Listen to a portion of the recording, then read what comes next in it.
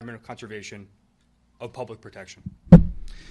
The New York State Police and our partners is currently investigating the homicide of Melina Fratolin.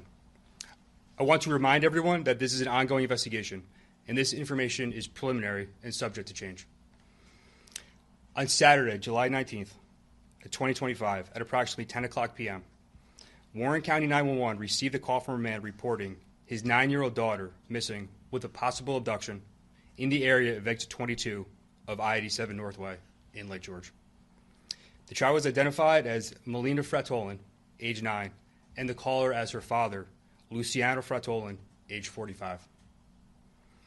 The New York State Police and Warren County Sheriff's Office immediately responded to the area of exit 22 of the Northway and initiated investigation and attempt to locate Melina. On Sunday, July 20th, a search detail comprised of officers from multiple agencies conducted an organized search in the town of Ticonderoga, New York. In an area, Mr. Fratolin was suspected of having visited.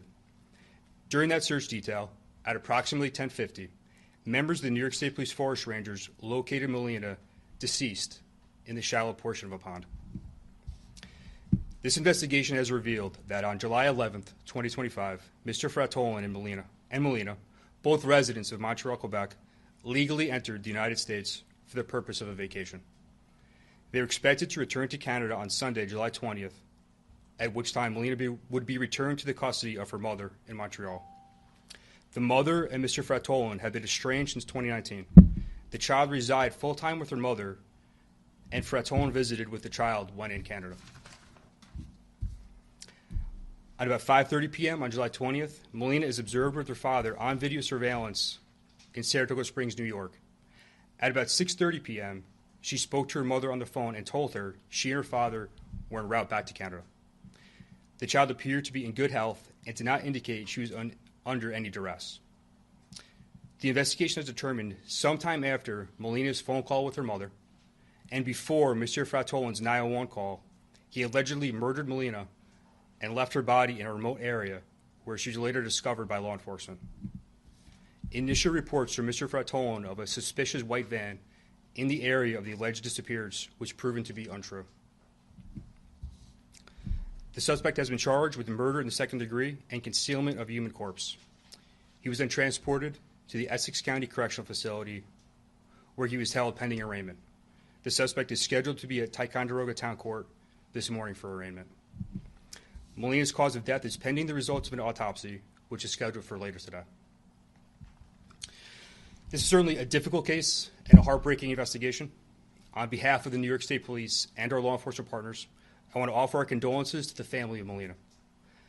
I would additionally like to thank our partners with the Warren County Sheriff's Office, Essex County Sheriff's Office, Warren County District Attorney, Essex County District Attorney, the Montreal Police Department, Department of Environmental Conservation, the Ticonderoga Police Department, and the FBI for their assistance in this investigation. If any member of the public has information regarding the death of Melina Fratolin, I encourage them to contact the New York State Police at area code 518-783-3211. I will now answer a limited number of questions. I ask for your patience as due to the active nature of this ongoing investigation, I am limited with respect to how much we can release at this time. The motive is still under investigation. What led you to believe that? What was the first sign that there were inconsistencies in the story? Yes. So the suspect's initial account is that he had pulled over in the area of exit 22 in Lake George, pulled over into a parking lot to urinate. His initial report is he steps away to a wooded area, returns to the vehicle, and at that point, his child is gone from the vehicle. He reports a suspicious white van fleeing the scene southbound. During a subsequent interview, he then reports 2 unknown males forced her into a white van. That lead was thoroughly investigated and disproven. Do we know the cause of death yet? The cause of death is pending the results of the autopsy, which is scheduled for today. Go ahead. Do you know anything about his mental state of health? We have no information that there's any issues with mental health. No. And you say that he was estranged from his wife. Do you know if he was authorized to travel alone with his daughter? He was. Does Mr. Fratolin have any criminal record in the U.S. or Canada that you're aware of? He has no criminal history. He has no domestic violence history either.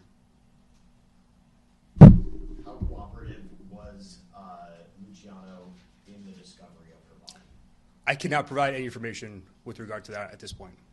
How will it work since they're both Canadian citizens? How will you try? I don't want to speak to the prosecution, but he'll be charged and prosecuted in New York State. What led you to Ticonderoga?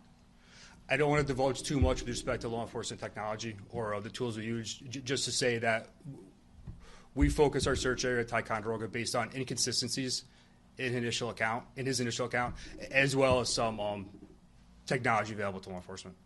Where did the 911 call emanate from? The suspect, No, geographically. Where was Warren it? County. Okay. Was it in Lake George though, or was it? It was the area of Lake George, correct, in the area of exit 22. Forgive me if this was already covered. What are the charges? Murder in the second degree and concealment of the human corpse.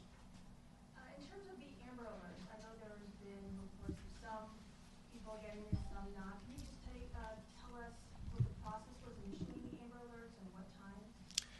I don't have the time in front of me, but I can tell you just any time an Amber Alert is issued, there's a balance between providing prompt information to the public, but also ensuring that information is accurate and reliable.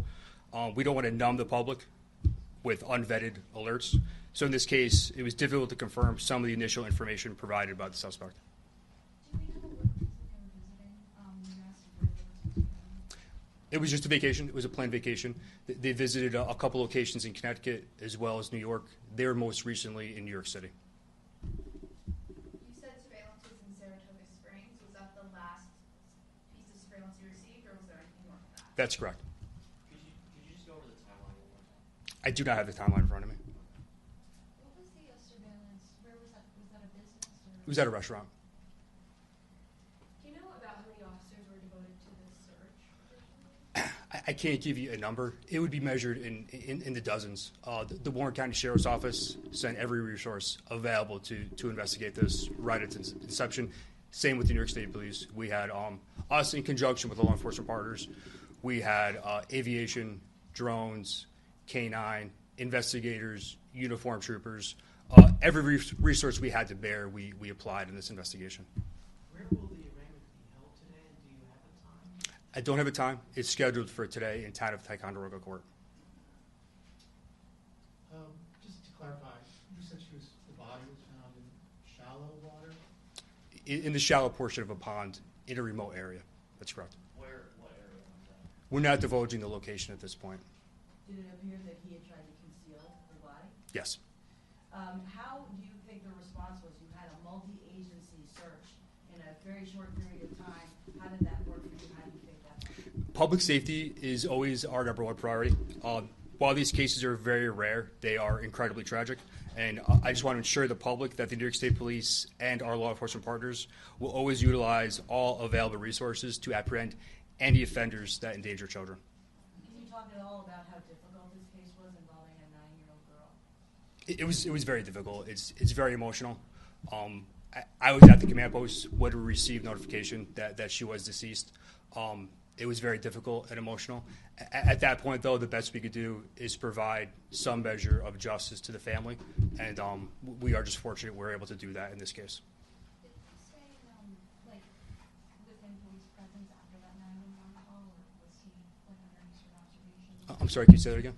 After Luciano made the 911 call, did he stay under any sort of observation by police? Was he, I guess, in sort of some sort of police presence up until his arrest?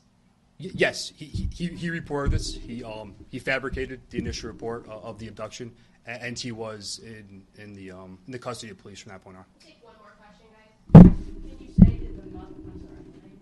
Did you say if the mother had any concerns about the safety of her daughter while she was with him? She had no concerns for her daughter's safety while she was with him. She knew that he was taking her on this trip to the States.